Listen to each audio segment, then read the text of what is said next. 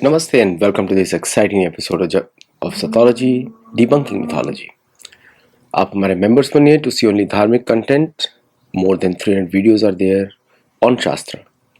और हमारे गुरुकुल में जुड़िए और अगर आप सपोर्ट करना चाहते हैं तो UPI, पेपाल, वेनमो किसी भी थ्रू आप सपोर्ट कर सकते हैं और जेल के थ्रू सपोर्ट कर सकते हैं. चलिए आगे बढ़ते हैं. फ्रांस के ऊपर. फ्रांस मैक्रोन की नींद उड़ गई है. पहली बात तो उनको अपनी प्रेसिडेंटशिप बचानी है. प्लस फ्रांस जो है एक फेल्ड कंट्री है. वो अभी आपने देखा होगा किस तरह अमेरिकन को टारगेट किया था उनकी रेटिंग स्लो करके. फिर फ्रांस आया था अमेरिका के पास IMF के लोन के लिए. IMF का लोन मतलब होता है कि आप अमेरिका के चंगुल में फंस गए. अमेरिका का भी डेट ट्रैप होता है IMF के थ्रू, वर्ल्ड बैंक के थ्रू. चाइना का भी होता है through there. India is the only country जो पैसा देता है with for viable projects. Background check करके दिया जाता है, रिजीम चेंजिंग के लिए नहीं दिया जाता. चाइना भी रिजीम चेंज नहीं करता है, पैसा देता है और उसको यूरोपियन कंट्रीज उसके प्लान्स को स्कटल कर देते हैं जहां भी वो इन्वेस्ट करता है. और IMF जो है वर्ल्ड बैंक देता है कंडीशंस के साथ जिसमें रिजीम चेंजिंग हो जाए. तो अमेरिकन फेवरिंग गवर्नमेंट हो तो सारे कॉन्ट्रैक्ट्स अमेरिका को मिलेंगे. यही अमेरिका की फॉरेन पॉलिसी है. अमेरिका की फॉरेन पॉलिसी है कि आपकी गवर्नमेंट को कंट्रोल करना जिससे आप सारे कॉन्ट्रैक्ट्स अमेरिकन कंपनीज को दे और किसी को कॉन्ट्रैक्ट नहीं मिलना चाहिए. ये अमेरिका का पॉलिसी है. अब फ्रांस की नींदें क्यों उड़ी हुई है? वो उड़ी हुई है डेनमार्क की जो टेरिटरी है ग्रीनलैंड के ऊपर. अमेरिकन अगर आप देखें फॉरेन पॉलिसी देखें तो नेशनल सिक्योरिटी पॉलिसी में JD वांस भी बोल चुके हैं, बाकी लोग भी बोल चुके हैं कि फ्रांस और UK सबसे बड़ा खतरा है क्योंकि उनके न्यूक्लियर वेपन्स जो है नॉन यूरोपियन के हाथ में पड़ जाएंगे या फिर वहां पे अगर मुसलमान पॉपुलेशन है तो उसके हाथ में पड़ जाएंगे. इसलिए फ्रांस और UK दोनों ही अमेरिका की वॉच लिस्ट में. ग्रीनलैंड का एक्विजिशन रेयर अर्थ के लिए तो है ही, साथ में इसलिए भी है कि अगर UK और फ्रांस रोग हो जाए और वो अमेरिका के विरुद्ध काम करें तो उनको न्यूक्लियर स्ट्राइक लोकली दी जाए. अभी तक आपने सुना था कि ICBMs के थ्रू दूसरे देश पे अटैक किए जा सकते हैं विद न्यूक्लियर वेपन्स. देखिए उसको इजीली कंट्रोल किया जा सकता है. तो अभी भी पृथ्वी इतनी बड़ी है कि आपको उस लोकेशन के पास ही पहुंचना पड़ेगा जहां से आप बॉम्ब गिराएं. जैसे कि जापान पे जो बॉम्बिंग हुआ था वर्ल्ड वॉर 2 में, उसमें प्लेन्स कितनी कैपेसिटी नहीं थी. वो गुआम से उड़े थे और कुछ हवाई से भी उड़े थे. तो 2 बॉम्बर्स थे जो मल्टीपल बैकअप्स थे. वो US की वेस्ट कोस्ट से भी थे और US के ईस्ट कोस्ट से भी थे. तब हुआ था. तो आपको प्रॉक्सिमिटी में इतना आना पड़ेगा तब वहां से आप अटैक कर सकते हैं किसी भी देश पे. क्योंकि न्यूक्लियर बॉम्ब्स अगर गलती से बीच में फुस हो गया या बीच में इंटरसेप्ट कर दिया तो जो बीच का लैंड है वहां पे गिर जाएंगे और शायद उससे बहुत ज़्यादा नुकसान भी हो. तो इसलिए अमेरिका चाहता है ग्रीनलैंड पे पहुंचे तो रशिया के सारे सिटीज उसके टारगेट में आ जाएंगे यूजिंग टॉमाहॉक मिसाइल्स या छोटे दूसरे एसेट्स. रशिया भी चाहता है कि उसको ऐसा एक्सेस मिले अलास्का की तरफ से कि वो अमेरिका को वापस जवाब दे सके. उसके लिए उसने न्यूक्लियर सबमरीन डिप्लॉय करी है पैसिफिक ओशन में. तो पैसिफिक ओशन में अगर वो अमेरिका की कोस्ट के पास भी आ जाता है अटलांटिक में भी तो वहां पे अटैक कर सकता है. तो this is the Russian way of deterrence. इसलिए उन्होंने न्यूक्लियर पावर टॉर्पीडो भी बनाया which can be fired from उनकी बड़ी बड़ी सबमरीन से. अभी वो सबमरीन उन्होंने उतार दी है समुद्र में. सो ये जो आप देख रहे हैं असुरवाद, ये पूरी मिलिट्री स्ट्रेंथ पे चल रही है. तो फ्रांस की नींदें क्यों उड़ी हुई है? फ्रांस की नींद इसलिए उड़ी हुई है क्योंकि ग्रीनलैंड है. प्लस फ्रांस की नींद इसलिए उड़ी हुई है उसको मालूम है कि अमेरिका जबरदस्त तरीके से एक्शन लेके फ्रांस की पूरी इकोनॉमी को चौपट कर सकता है. क्योंकि सारी कंट्रीज की इकोनॉमी अमेरिकन डॉलर पे डिपेंडेंट है और स्विफ्ट के थ्रू इनकी इकोनॉमीज चलती हैं. और इसलिए ये सब देश जो है अब आपस में लड़ रहे हैं. तो कली देवता जो है इसी तरह काम करते हैं. मैंने आपको पहले ही बताया था हमारे शो में कि कली देवता जो है वो लोगों के मन में घुस जाते हैं असुरों के और उनसे ऐसे काम कराते हैं ताकि वो डायरेक्टली असुरों से ही असुरों का वध कराए. यही कलयुग देवता होते हैं और यही निशानी होती है उनकी. देखिए मैं तो शास्त्रों के तरह बात करूंगा. यहाँ पे अगर आप सिर्फ मसालेदार न्यूज़ सुनना चाहते हैं और शास्त्रों से दूर सुनना चाहते हैं तो सतोलॉजी पे नहीं मिल सकता है आपको। सतोलॉजी के 3000 वीडियोस हैं और एक भी वीडियो शास्त्र से बाहर हो तो आप बताइएगा मुझे। ज़्यादातर शास्त्र के बारे में बात करते हैं। तो अब हम बात करते हैं क्योंकि ये फ्रांस के साथ भारत का जो टाई अप है स्कॉर्पिन का, वो भारत ने क्यों चेंज किया जर्मनी की तरफ?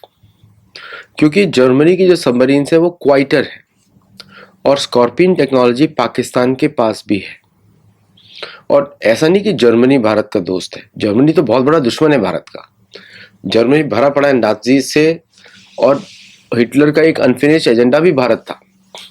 लेकिन उस समय भारत जो है ब्रिटिश कंट्रोल में था, तो आप देखते हैं कि हिटलर ने टाई अप भी किया था ब्रिटिश को हराने के लिए और कुछ हद तक सक्सेसफुल भी हुआ, उसे आर्म भी किया।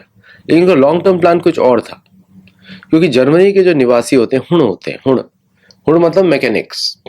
पहले भी मैकेनिक्स थे, महाभारत के युद्ध में भी वो आए मैकेनिक रथ को रिपेयर करने के लिए, ऐसा नहीं है कि नहीं आए। लेकिन भारत ने जो LNT के द्वारा बनने वाली प्रोजेक्ट 75I की सबमरीन से उसको कैंसिल करके जर्मनी की सिलेक्ट करी वापस। इससे जो भारत निर्भरता पे फर्क पड़ता है। आत्मनिर्भरता मैं नहीं बोलता क्योंकि वो ऑक्सीमोरोनिक हो जाता है। भारत निर्भरता मतलब भारत किसी पे निर्भर नहीं है, भारत स्वयं पे निर्भर है। भारत भरता ये शब्द होना चाहिए, भारत भरता मतलब भारत अपने आप का ही भरण पोषण करेगा। भारत को किसी की जरूरत नहीं है, किसी की भी जरूरत नहीं है, टेक्नोलॉजी में भी जरूरत नहीं है। अगर सरकार को इतना विश्वास हो भारतीय इंजीनियर्स पे, आप उन पे काम करें। प्रोजेक्ट मैनेजर्स अच्छे होने चाहिए, सारा काम हो जाता है। 2015 से सबमरीन का प्रोजेक्ट दे रहे थे LNT को, अब जाके जर्मनी से दे रहे हैं।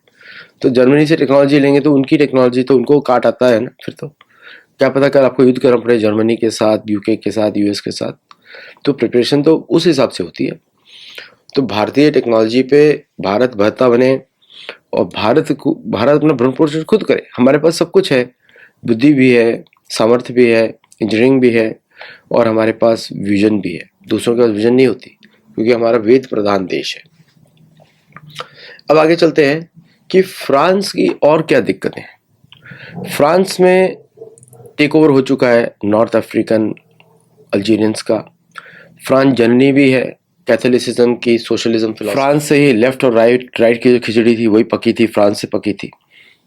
तो लेफ्ट और राइट तो फ्रेंच रेवोल्यूशन से आया है ना। तो फ्रांस जननी है दुनिया की असुरवाद का। स्टैच्यू ऑफ लिबर्टी भी फ्रांस ने अमेरिका को इसलिए दी थी ताकि वो याद रखे कि leftist movement, statue of liberty जो सिंबल है वो है कैथोलिसिज्म का, कि कैथोलिसिज्म बोल रहा है कि आप आइदर हमारे साथ रहो, और फ्रांस की शुरू से दुश्मनी रही है ब्रिटेन के साथ, प्रोटेस्टेंटिज्म के साथ, और फ्रांस को ही हरा के अमेरिका बना है। लुइसियाना पूरा फ्रेंच था, मैक्सिको पूरा नॉर्थ तक जाता था वो स्पेनिश था, और लुइसियाना परचेज हर जगह अमेरिका ने खरीदा है। ग्लेन को भी खरीद रहा है, अलास्का भी उसने खरीदा, मैक्सिको भी, कैलिफोर्निया, टेक्सास ये भी उसने खरीदा। ओके, युद्ध नहीं किया, हर जगह ट्रेड किया। तो आप ये मत सोचिए कि तो ट्रेड के थ्रू ही अमेरिका बना है और ट्रेड के थ्रू ही शायद वो खत्म भी होगा। फ्रांस को मालूम है कि ये इंग्लिश क्या करते हैं, इंग्लिश आर ट्रेडर्स, वो ट्रेड करते हैं। तो ट्रेड जब बात आती है तो उसी में अमेरिका की एग्जिस्टेंस है। अगर ट्रेड चला जाएगा तो अमेरिका की एग्जिस्टेंस खत्म हो जाएगी। जैसे मैं अपनी बुक्स में बोलता हूँ कि America is a large corporation, वो देश नहीं है, कॉरपोरेशन है। कॉरपोरेशन के इमोशंस नहीं होते, कॉरपोरेशन का डिसिप्लिन होता है, हायरार्की होती है। तो कॉरपोरेशन जो है पैसे से ही खड़ा होता है, पैसे से ही खत्म होता है। बैंकरप्सी डिक्लेयर कर देगा, खत्म हो जाएगा। तो फ्रांस जो है उसने अपनी मिलिट्री को इंडिपेंडेंट इसलिए रखा है पूरे वेस्टर्न एंग्लो सैक्सन ब्लॉक से ताकि वो उनसे लड़ सके, उसको मालूम है कौन है। तो अब फ्रांस की दिक्कतें बहुत बढ़ने वाली है। वो इस तरह बढ़ने वाली है कि फ्रांस जो है एक तरीके से जब वो डेनमार्क पे बात कर रहा है, वो मैक्रोन जो है कब वो पलटी मारेगा किसी को पता ही नहीं है, किसी को पता नहीं है। अमेरिकन को मालूम है, इसलिए शब्द बनाया गया जियो पॉलिटिकल टर्म्स से शुरुआत में, फ्रेंच किस। फ्रेंच किस का मतलब आपका फ्रेंच किस नहीं होता जो दिखाते हैं टीवी पे। फ्रेंच किस का अर्थ होता है कि कब ये पलटी मारेंगे, कब पलटी मारेंगे। तो इसलिए फ्रांस की दिक्कत बढ़ने वाली है क्योंकि अमेरिका उसको IMF के थ्रू दबाने वाला है। और ऐसा दबाएगा कि फ्रांस निकल नहीं पाएगा। फ्रांस बोलेगा आई एग्री। अभी तो फ्रांस बहुत उछल रहा है यूके के साथ और इटली के साथ कि हम ट्रूप्स डालेंगे वहां पे, लेकिन फ्रांस वहां से पलटी मारेगा क्योंकि जर्मनी उसके विरुद्ध काम कर रहा है। जर्मनी में प्रोटेस्टेंट्स हैं, सैक्सनी, और कैथोलिक्स भी हैं, तो दोनों पलटी मार रहे हैं। तो इसका मतलब ये है कि फ्रांस जो है वो किसी भी हालत में चाहता है कि भारत के साथ उसकी डील हो, भारत के करीब आए और शायद भारत उसकी इकोनॉमी को बचा ले। एक्चुअली भारत को कभी फ्री ट्रेड एग्रीमेंट साइन ही नहीं करना चाहिए, क्योंकि भारत अपने मार्केट को बेच रहा है हर जगह। भारत को मार्केट एक्सेस दे के फिर उस पर सैंक्शंस लगाने चाहिए। There should be a price to enter the Indian market, not free. तो आई थिंक फ्रांस को की जो परेशानी है वो है मैक्रोन, और कोई नहीं है। और फ्रांस को सबसे ज़्यादा डर लगता है किससे? आईएमएफ से, क्योंकि डील के चक्कर में अमेरिका उसको पिटाई करने वाला है। तो ये है फ्रांस की असलियत। अगर इतिहास मालूम होगा तो आप अच्छी तरह समझ सकते हैं क्या चल रहा है। और ये अभी ऑल्टरनेटिव नैरेटिव, मतलब रियल नैरेटिव का समय है। ऑल्टरनेटिव वाला तो मेन स्ट्रीम था पहले, अब रियल नैरेटिव का समय।